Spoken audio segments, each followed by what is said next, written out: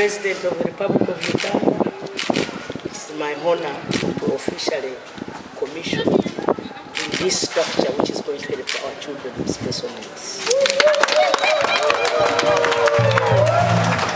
Abantu ba Uganda mwenna njagala mukkirize nti tulina omukisa okubeera nga tulina President w'eggwanga Yoweri Kaguta Museveni yaŋŋambye abatumidde nnyo abantu b'eryantonde.